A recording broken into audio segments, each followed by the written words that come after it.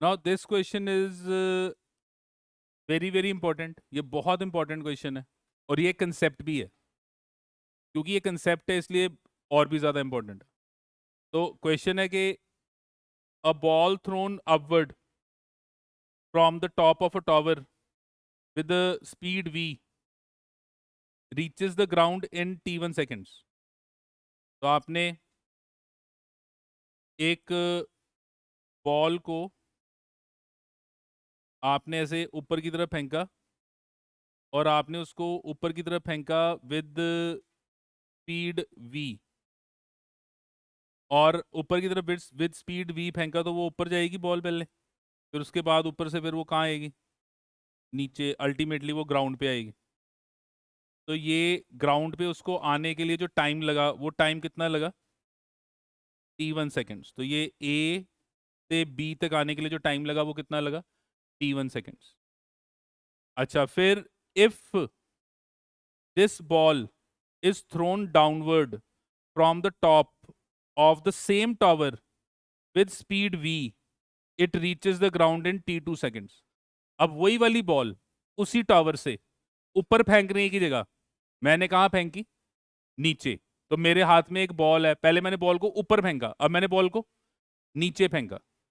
अब मैंने जब बॉल को नीचे फेंका सेम सेम टावर से, तो वही जगह से, उसी हाइट से, उसी जगह से मैंने बॉल को अब नीचे फेंका और सेम स्पीड वी, पहले भी स्पीड वी थी, अभी भी मेरी स्पीड वी है, बस डायरेक्शन में फर्क है। पहले मैंने ऊपर फेंका था, अब मैंने नीचे। देखो पहले ऊपर फेंका तो बॉल पहले कहाँ जाएगी, ऊपर, फिर उसकी वेलोसिटी होगी 0, फिर वो क्या करेगी, नीचे।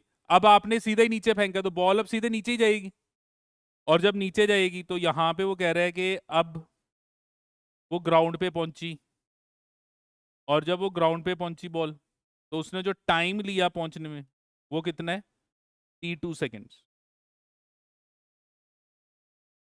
इन what time the ball shall reach the ground if it is allowed to fall freely under the gravity from top of the tower। तो मैंने ये जो बॉल है, अगर इसको मैं जस्ट रिलीज करूं, जस्ट रिलीज, कुछ ना करूं, बस इसको मैंने क्या किया, ड्रॉप। तो अगर मैं इसको यहां से जस्ट ड्रॉप करूं, ना इसको मैं ऊपर की तरफ फेंकूं, ना मैं इसको नीचे की तरफ फेंकूं, बस सिर्फ क्या करूं, ड्रॉप करूं। तो क्वेश्चन है कि बताओ इसको नीचे आने में, इसको यहां नीचे आने में कितना टाइम लगेगा। तो आपने बताना है कि इसको नीचे आने में कितना टाइम लगेगा। अब ऐसे जो क्वेश्चंस हैं, अगर आप ध्यान से देखो, यहाँ पे कोई आपको न्यूमेरिकल वैल्यू नहीं दी हुई, तो ऐसे क्वेश्चंस को जब सॉल्व करना है तो फिर आंसर कैसे निकालना है। तो ये थ्योरेटिकल बेस्ड क्वेश्चंस होते हैं। ऐसे क्वेश्चंस में आप ध्यान से देखो, ऐसे क्वेश्चंस में एग्जामिनर ने देखो आपको ऐसे दिया हुआ है, ऊपर जाके नीचे आने का टाइम t1, सीधा नीचे फेंका तो टाइम t2, मैंने ऊपर कितनी स्पीड से फेंका v, नीचे कितनी स्पीड से फेंका v। ये देखो, ये आपको गिवन पैरामीटर्स दिए हुए हैं, ये पैरामीटर्स हैं। उसने कहा मैं v से ऊपर फेंका, मैंने v से नीचे फेंका, ऊपर फेंका कितना टाइम लगा t1, नीचे फेंका कितना टाइम लगा t2। वो कहता है अब आप टाइम निकालो अगर मैं जस्ट उसको ड्रॉप करूं। तो आपका ये जो टाइम आप निकालोगे, उसका जो आंसर है क्वेश्चन में जो पैरामीटर्स दिए हुए हैं उनके बेसिस पे होना चाहिए। क्वेश्चन में जो पैरामीटर्स, कौन से, इस क्वेश्चन में कौन से पैरामीटर्स दिए हुए हैं, t1, t2 and v, t1 t2 and v, उनके टर्म्स में होना चाहिए। उसके अलावा कांस्टेंट्स होने चाहिए। कांस्टेंट का मतलब जैसे t1 स्केयर, या 3 टाइम्स ऑफ t1 t2, या t1 स्केयर बाय v, या t1 square by under root of v, या फिर t1 स्केयर इनटू पाई, क्योंकि पाई की वैल्यू आपको पता है, या t1 into t2 over acceleration due to gravity g, वो g की वैल्यू आपको पता है। तो कहने का मतलब कि अगर कोई और आप यहाँ पे वेरिएबल डालोगे, तो वो वेरिएबल जो आप फाइनल आंसर में लिखोगे, कोई भी वेरिएबल जो फाइनल आंसर में लिखोगे, वो आप अपनी तरफ से नहीं डाल सकते, वो ऊपर क्वेश्चन में मेंशन होना चाहिए। उसके अलावा आपके आंसर में कॉन्स्टेंट्स होने चाहिए, सिर्फ वो वेरिएबल होने चाहिए जो आपको क्वेश्चन में दिए हुए हैं। जैसे इस क्वेश्चन में कौन से वेरिएबल दिए हुए हैं? T1, T2 and V। समझ में आ रहा है क्या कह रहे हैं? अब आपने जैसे कहा, आपने कहा let the height of the tower is h। अब ये h आप कंसिडर कर रहे हो, आपने कहा let the height of the tower is h, तो ये h आप कंसिडर कर रहे हो, ये h आपके आंसर में नहीं आना चाहिए। हाँ, न्यूमेरिकल सॉल्व करने के लिए आपने कुछ भी कंसिडर किया वो करो, पर आपके फाइनल आंसर में ये h नहीं आना चाहिए, क्योंकि क्वेश्चन में देखो h दिया ही नहीं हुआ। उसने कहा कि एक टावर है, बस एक टावर है, उस टावर से मैंने बॉडी को पहले ऊपर फेंका, उस टावर से मैंने बॉडी को नीचे फेंका, अब मैं उस टावर से बॉडी को जस्ट क्या कर रहा हूँ, ड्रॉप कर रहा हूँ, तो टावर की हाइट नहीं दी। तो आपका आंसर h के टर्म्स में नहीं आना चाहिए, आपका आंसर आना चाहिए T1, T2 एंड P के टर्म्स में। तो अब इस क्वेश्चन को सॉल्व कैसे करेंगे? तो मेरे पास ये क्वेश्चन 3 केस में दिया हुआ है, एक है केस 1, फिर एक है केस 2, और फिर एक है मेरे पास केस 3। ये 3 केस में मेरे पास क्वेश्चन दिए हुए। तो अगर मैं पहला केस 1 लूं, मैं केस 1 लूं, और केस 1 में मैं ये s is equal to u t plus half a t square वाला फॉर्मूला अप्लाई करूं। केस 1 में मैं s is equal to u t plus half a t square लगा रहा हूं, और मैं सारे केसेस में डाउनवर्ड डायरेक्शन को क्या मान के चल रहा हूं? पॉजिटिव। तो आप बता सकते हो कि s is equal to u t plus half a t square case 1 में क्या क्या बनेगा? हाँ जी, s क्या बन जाएगा? h, वाई एच, ये हो गया इनिशियल पॉइंट, ये हो गया final point, and initial to final ये क्या होगी आपकी? डिस्प्लेसमेंट। तो आपका जो डिस्प्लेसमेंट है वो क्या हो गया? H is equal to u, कितनी वेलोसिटी से फेंका? बी, पर कहाँ फेंका? अपवर्ड्स। तो यू इनटू टाइम कितना लग रहा है? T1 plus half g T1 square. हाँ जी, क्लियर है ये? और ये प्लस क्यों आया? बिकॉज आपने डाउनवर्ड डायरेक्शन को पॉजिटिव लिया और acceleration due to gravity downwards positive है। ये मेरी पहली इक्वेशन बन गई, केस 1। अच्छा, अब अगर मैं केस 2 लूं, तो if I see this case 2, तो अब केस 2 में देखो ये केस है, इस केस में हाँ जी बता सकते हो क्या इक्वेशन बनेगी? h is equal to b T2 plus half g T2 square. हाँ जी, क्लियर है ये? ठीक है। उसके बाद मेरे पास आ गया केस 3। तो केस 3, ये मेरा केस 3 है, इसमें क्या बनेगा? h is equal to half g t square. तो ये मेरे पास एक आ गई इक्वेशन 1, ये आ गई मेरी इक्वेशन 2, और ये मेरे पास आ गई इक्वेशन 3। तो ये 3 इक्वेशंस बन गई। तो देखो चेक करो पहले, ये 3 इक्वेशन समझ में आ गई जो बनी है। और थर्ड इक्वेशन में u जीरो है, क्योंकि आपने जिस बॉडी को ड्रॉप किया तो u जीरो हो गया, और नीचे आने का टाइम जो है वो t है, और आपने ये टाइम निकालना है। क्वेश्चन था कि अगर आप जस्ट ड्रॉप करोगे तो कितना टाइम लगेगा। अब मैंने इसको सॉल्व करना है। तो अब इसको सॉल्व करने के लिए मैंने क्या नोटिस किया, मैंने कहा यार यहाँ पे और ये टर्म को अगर मैं एलिमिनेट करूँ, तो मैंने इसको मल्टीप्लाई कर दिया विद T2, और इसको मल्टीप्लाई कर दिया विद T1, और दोनों इक्वेशंस को मैंने ऐड कर दिया। तो आप इक्वेशन 1 को मल्टीप्लाई करो किसके साथ? T2। इक्वेशन 2 को मल्टीप्लाई करो किसके साथ? T1, और इन दोनों को क्या कर दो? ऐड। अच्छा, आप देखो अगर आप इसको मल्टीप्लाई करोगे, ये देखो, ये इसको अगर आपने मल्टीप्लाई किया ऐसे T2 के साथ मल्टीप्लाई किया, और ये वाली टर्म आपकी मल्टीप्लाई हो गई T1, दोनों दोनों टर्म सेम होगी देखो, और ऐड करोगे तो ये प्लस और माइनस कैंसिल हो जाएंगे, हाँ या ना?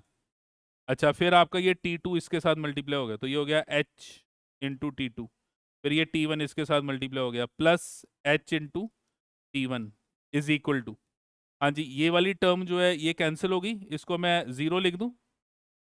समझ में आ गया? कैंसिल हो गया। सेम टर्म है ना, बस एक प्लस है और एक माइनस। अच्छा, फिर उसके बाद आपके पास ये जो टर्म है इसके साथ मल्टीप्लाई होगी, तो ये आपके पास आ गया half t T1 square into T2 plus half T T2 square into T1। अच्छा, H अब कॉमन निकल गया, तो ये वैल्यू आ गई T2 plus T1 plus is equal to half t T1 और T2 कॉमन निकाल लो, तो ये भी वैल्यू आपके पास T2 प्लस T1, और यहाँ पे ये T2 T1 ये कैंसिल हो गए, तो आप क्या नोटिस कर रहे हो कि H is equal to half t T1 into T2। ये आपके पास आ गई इक्वेशन 4।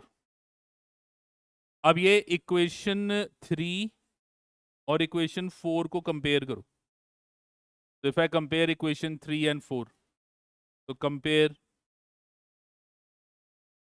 इक्वेशन 3 एंड 4, तो देखो दोनों लेफ्ट साइड सेम है, लेफ्ट साइड दोनों का H है, तो राइट साइड भी सेम हो जाएगा, half g t square is equal to half g T1 T2 and half g cancel हो गया, तो what you get is that T is equal to T1 T2 under root. तो ये आपका required answer आ गया, ये आपका रिक्वायर्ड आंसर। और ये एक बहुत इंपॉर्टेंट कंसेप्ट है। क्या इंपॉर्टेंट कंसेप्ट है कि अगर मेरे पास एक गिवन हाइट है और मैं उस हाइट से एक बॉडी को ऊपर थ्रो करता हूं विद सर्टेन वेलोसिटी, तो बॉडी ऐसे ऊपर जाके फिर नीचे आएगी, और उसको ऊपर नीचे आने का जो टाइम लगा वो T1 है।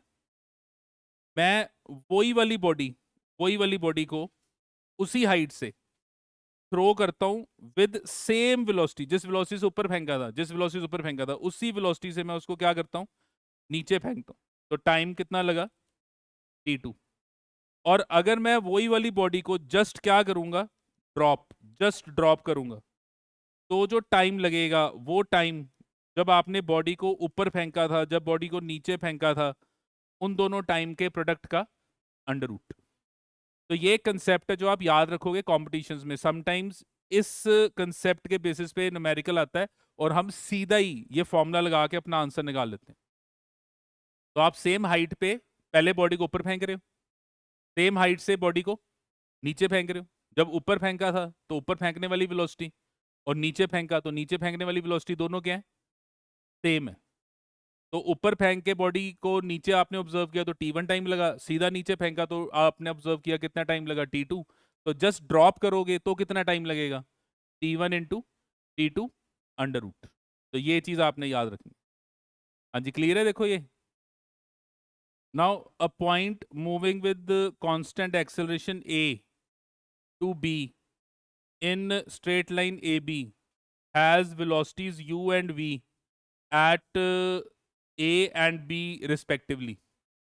तो आपके पास एक बॉडी है और वो बॉडी पॉइंट ए से पॉइंट बी मूव कर रही है, और जब वो बॉडी पॉइंट ए से बी मूव कर रही है तो उसकी पॉइंट ए पे वेलोसिटी u है, और जब वो पॉइंट बी पे पहुंची तो उसकी वेलोसिटी v है। क्वेश्चन कह रहा है कि find its velocity at c, the mid point of a b. तो आपने ये जो ए और बी का मिड पॉइंट है, यहाँ पे बॉडी की जो वेलोसिटी है उसको फाइंड आउट करना है। तो एक बॉडी है, वो बॉडी आपकी ट्रेवल कर रही है फ्रॉम ए टू बी, और जब वो ए टू बी ट्रेवल कर रही है तो it is travelling with constant acceleration. तो यहाँ पे जो एक्सेलरेशन ऑफ द बॉडी है वो है कांस्टेंट, और कांस्टेंट एक्सेलरेशन से जब body a to b travel कर रही है तो इनिशियल वेलोसिटी बॉडी की u है, फाइनल वेलोसिटी बॉडी की v है। तो जब बॉडी मिड पॉइंट पे है तब उसकी वेलोसिटी क्या होगी, ये हमने निकालना है। तो यहाँ पे अगर मैं ये मान के चलता हूँ कि ए से लेके बी तक जो बॉडी के बीच में डिस्टेंस या डिस्प्लेसमेंट है वो s है, because body is travelling in straight path in one direction, तो डिस्टेंस या डिस्प्लेसमेंट s है। तो अगर मैं motion from A to B लूँ, motion from A to B, तो मेरे पास v square minus u square two a s, तो मेरे पास ये वैल्यू आ गई v square minus u square equal to 2as। अच्छा, अगर मैं मोशन अब ए टू सी लेता हूँ, और ये ए टू सी अगर मैं मोशन लूँ, तो ये ए टू सी जो मेरा डिस्टेंस ट्रेवल्ड होगा वो कितना हो जाएगा, s/2। और मैं यहाँ पे मिड पॉइंट, ये सी पॉइंट पे मैं वेलोसिटी निकालना चाहता हूँ, तो सी पॉइंट पे जो वेलोसिटी है उसको मैंने वीसी कह दिया। ये मिड पॉइंट पे जो वेलोसिटी है इसको मैंने पॉइंट सी कह के इसकी वेलोसिटी वीसी कह दी।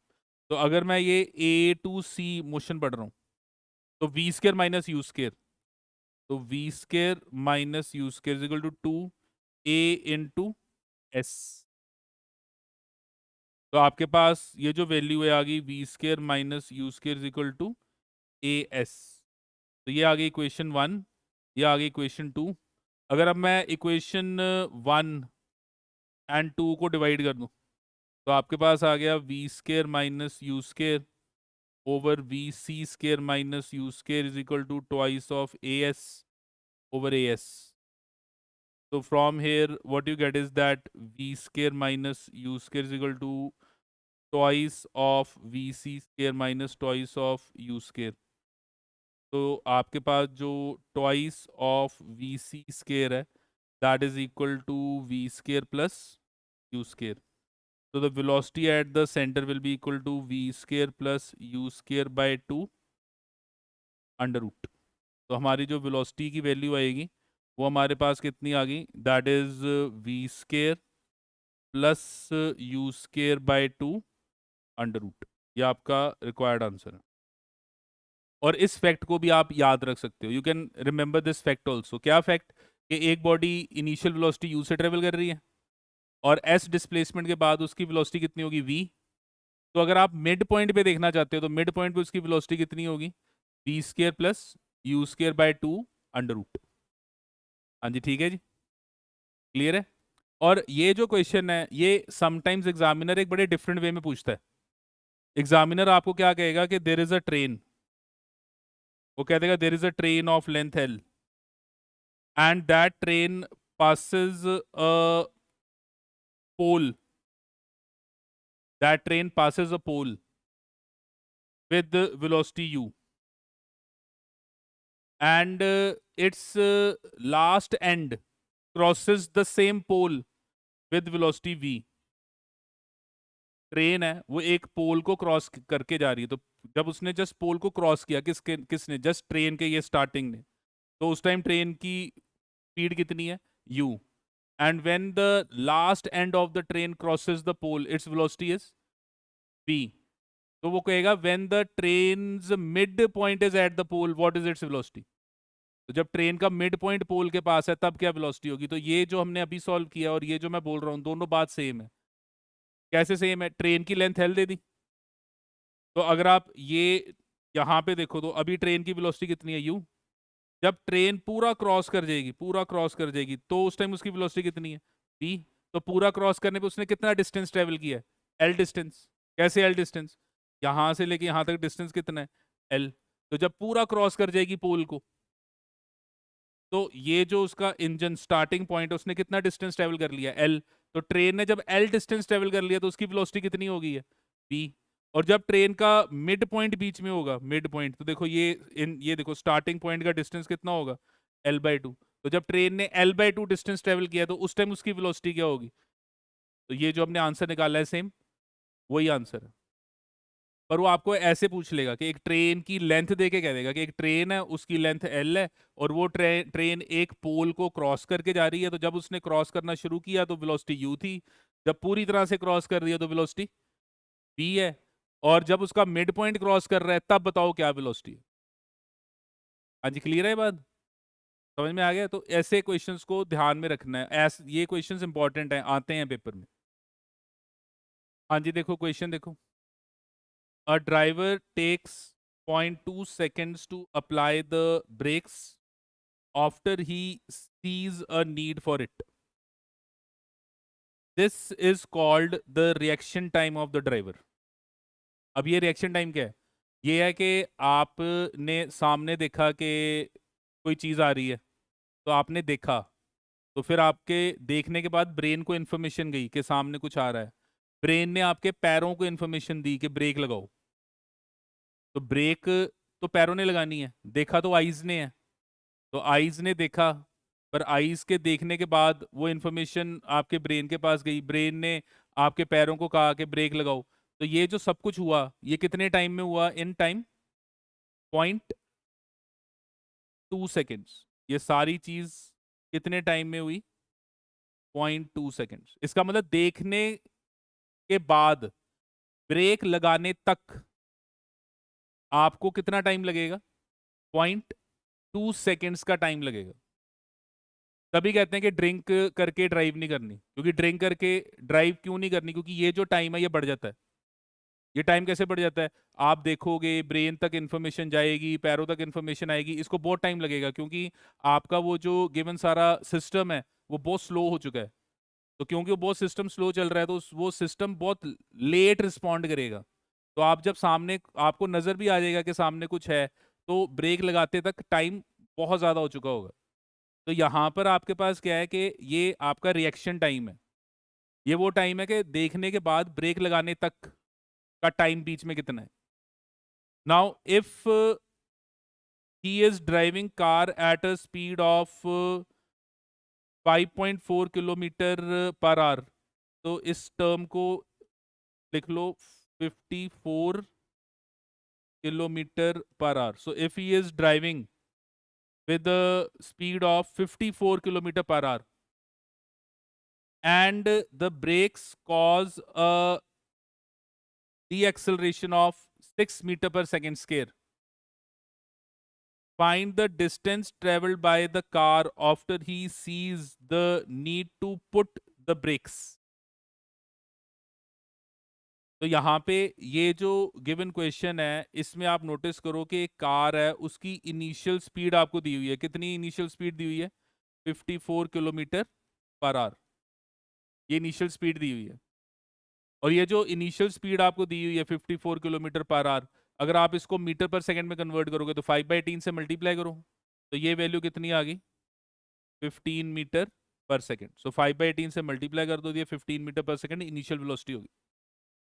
अच्छा, इनिशियल वेलोसिटी होगी। He wants to come at rest, brake लगाई तो अल्टीमेटली किस पे आएगा? रेस्ट पे। और जब ब्रेक लगाई तो जो रिटार्डेशन है वो 6 मीटर पर सेकंड स्क्वायर है। और माइनस क्यों ले रहा हूँ? कि वो जो रिटार्डेशन आएगी वो वेलोसिटी के ऑपोजिट आएगी। अगर वेलोसिटी प्लस है तो वो रिटार्डेशन माइनस होगी, क्योंकि दोनों एक दूसरे के क्या होंगे? ऑपोजिट होंगे। तो मैंने वो डिस्टेंस निकालना है जो ये ट्रेवल करेगा बिफोर कमिंग टू रेस्ट। तो जो डिस्टेंस निकालना है before coming to rest, v square minus u square is equal to 2as। तो 0 minus 15 square 2 into -6 into s.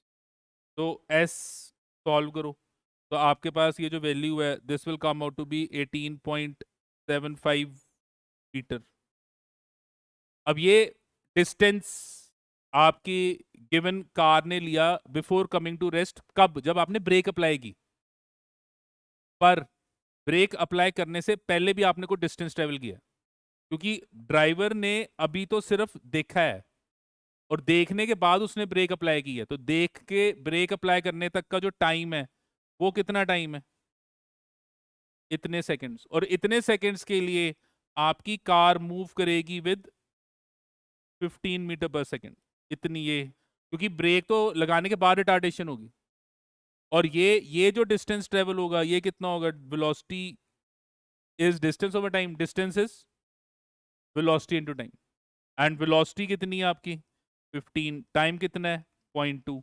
तो ये आपके पास कितनी वैल्यू आ गई? That comes out to be 3 metre.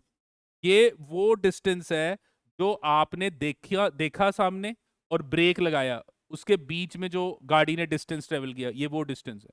तभी आपकी गाड़ी फास्ट भी नहीं होनी चाहिए, क्योंकि अगर फास्ट होगी तो देखो ये डिस्टेंस और बढ़ जाएगा। चाहे रिएक्शन टाइम कम होगा लेकिन डिस्टेंस बढ़ जाएगा, क्योंकि वी ज्यादा है। तो इसीलिए हमें जब ड्राइव करते हैं तो वो कहते हैं स्लो ड्राइव करो। क्यों स्लो ड्राइव करो? क्योंकि फिर रिएक्शन टाइम जो लगेगा, अगर स्पीड ज़्यादा होगी तो ब्रेक लगाने से पहले वो जो डिस्टेंस ट्रेवल होगा वो भी ज़्यादा ही होगा। तो टोटल डिस्टेंस कितना ट्रेवल हुआ? टोटल डिस्टेंस जो ट्रेवल हुआ that is equal to 18.75 plus T that is 21.75 metre. तो ये आपका रिक्वायर्ड आंसर है। और इस टाइप के क्वेश्चंस भी बहुत इंपॉर्टेंट है, जिसमें आपको एग्जामिनर एक रिएक्शन टाइम दे देगा। रिएक्शन टाइम का मतलब है कि वो टाइम जो आप लोगे for a given action to take place. हाँ जी, क्लियर है ये? ठीक है, समझ में आ गया कैसे किया है? हाँ जी, अब क्वेश्चन देखो। क्वेश्चन है कि velocity of a particle moving in a straight line varies with its displacement as v is equal to under root of 4 plus 4s। तो एक बॉडी है, उसकी जो वेलोसिटी है वो डिस्प्लेसमेंट के साथ ऐसे वेरी कर रही है। Displacement of the particle eight t0 is s0। तो हमें दिया हुआ है कि व्हेन योर टाइम इज 0 तो displacement is 0। Question is that find the displacement of the particle at 2 seconds. तो आपको ये नजर आ रहा है कि velocity is changing with displacement, तो it is not a uniform motion. Uniform motion नहीं है। क्यों नहीं है यूनिफॉर्म मोशन? क्योंकि velocity is changing with displacement. जैसे जैसे बॉडी आगे जा रही है वी बदल रहा है, तो वी तो बदल रहा है तो कांस्टेंट तो है नहीं वी, तो यूनिफॉर्म मोशन तो है नहीं। अगर यूनिफॉर्म मोशन नहीं है तो नॉन यूनिफॉर्म मोशन है। नॉन यूनिफॉर्म मोशन है तो इसका मतलब एक्सेलरेशन है। एक्सेलरेशन है या वो कांस्टेंट है या वो वेरिएबल है, कुछ दिया नहीं हुआ। तो फिर अब मैं वो एक्सेलरेशन कैसे निकालूंगा? तो ये इंस्टेंटेनियस वेलोसिटी है, तो अगर D V by D T करूंगा तो क्या आएगा? ए। पर अगर मैं D V by D T करूंगा तो राइट साइड पे तो एस है, निकालना मैंने ए है। तो ए को निकालने का एक फॉर्मूला क्या है? D V by D T. और ए को निकालने का दूसरा फॉर्मूला क्या है? V into D V by D X. X यहाँ पे एस है। तो मैंने क्या नोटिस किया कि यार मेरे को जो रिलेशन दिया हुआ है वो वी और एस के बीच में दिया हुआ है। तो अगर मैं यहाँ पे एक टी भी बीच में डाल दूंगा तो तीसरा वेरिएबल मैं खुद डाल रहा हूँ। तो मैंने कहा यार बेटर है कि ये तीसरा वेरिएबल डालने की जगह मैं एक काम करता हूँ, मैं यहाँ पे squaring both sides, squaring both sides, तो v square is equal to 4 plus 4 into s. अब मैं डिफ्रेंशिएट कर रहा हूं विद रिस्पेक्ट टू एस। अगर मैं इसको एस के साथ डिफ्रेंशिएट करूंगा तो मेरे पास ये देखो, इसको डिफ्रेंशिएट किया एस के साथ तो ये बन गया twice of V. Chain rule लगा क्योंकि इसको मैंने एस माना। Twice of V into D V by D S. 4 को अगर आप डिफ्रेंशिएट करोगे क्या आ जाएगा? 0। एंड 4s को करोगे तो 4 बार आ गया, एंड ds बाई ds क्या हो गया? 1। And what is this value? This value is acceleration. तो एक्सेलरेशन कितनी आ गई? 4/2, दैट इज 2 मीटर पर सेकेंड स्क्वायर।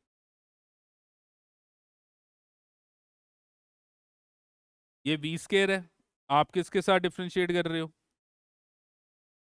अगर यहाँ पे s स्क्वायर होता तो सॉल्व हो जाना था, पर यहाँ पे v स्क्वायर है और नीचे s है, तो मैंने इस v को पहले क्या माना? s। तो अगर s माना तो ये हो गया ट्वाइस ऑफ v, और v को s माना था तो फिर वो हो गया D V by D S. तो मेरे पास ये उस बेसिस पे चेन रूल लग गया। तो एक्सेलरेशन की वैल्यू कितनी आ गई? 2 मीटर पर सेकेंड स्क्वायर। और आप क्या नोटिस कर रहे हो कि ये एक्सेलरेशन क्या है? कांस्टेंट है। तो अगर ये कांस्टेंट है तो मैं इक्वेशन ऑफ मोशन लगा सकता हूँ, इक्वेशन ऑफ मोशन लगा सकता हूँ। और क्वेश्चन क्या था? क्वेश्चन था find the displacement for 2 seconds. तो displacement for 2 seconds s is equal to u t plus half a t square. तो आपने ये डिस्प्लेसमेंट निकालनी है 2 सेकेंड्स के लिए। ए तो पता लग गया, यू कैसे निकालोगे? तो यू का क्या मतलब है? यू का मतलब है वेलोसिटी एट टाइम 0। आपको क्या दिया हुआ है कि जब टाइम 0 है तो एस 0 है, टाइम 0 है तो एस 0 है। तो टाइम जीरो तो एस जीरो है, तो उस टाइम जो आपकी वेलोसिटी होगी उसको क्या कहोगे, initial velocity, that will be equal to under root of 4। क्यों अंडर रूट ऑफ 4, ये एस जीरो है, तो एस को जीरो करो तो 4 अंडर रूट आ गया। तो आपके पास जो इनिशियल वेलोसिटी आ रही है वो कितनी आ रही है, दैट इज 2 मीटर पर सेकेंड। तो आप क्या नोटिस कर रहे हो कि इनिशियल वेलोसिटी जो है वो 2 मीटर पर सेकेंड है। एक्सेलरेशन आपने कितनी निकाली है, 2 मीटर पर सेकेंड स्क्वायर।